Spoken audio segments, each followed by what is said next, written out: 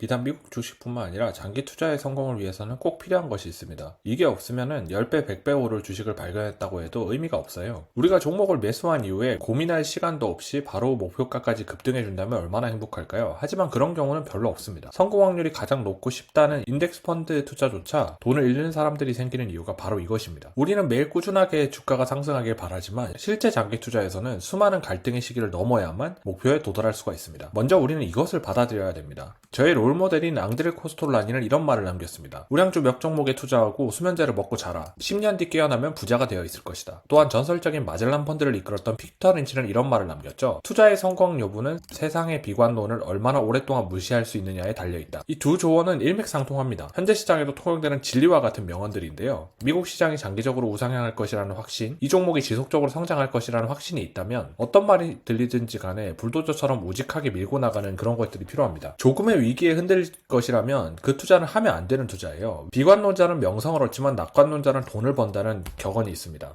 때론 낙관론자들이 바보처럼 보여도 승자가 되는 경우가 역사적으로 많습니다. 근거가 있는 믿음이라면 말이죠.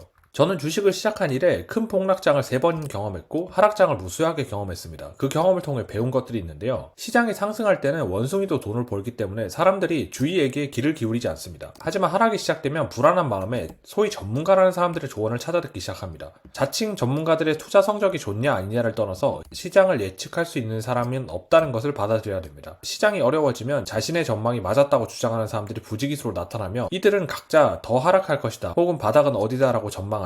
그런데 실상은 수없이 던진 말 중에 몇 개가 우연찮게 맞아떨어진 것뿐인 때가 많습니다. 설사 주식 투자로 큰 부를 이룬 고수라 할지라도 이들은 시장 예측의 고수가 아니라 매매의 고수이기 때문에 신봉할 수 없습니다. 이들은 과거 경험과 시장의 현상을 보고 즉각적으로 판단할 수 있기 때문에 지금은 A라고 전망되어서 그렇게 얘기했다가도 언제든지 B로 바꿔서 대응할 수 있는 사람들입니다.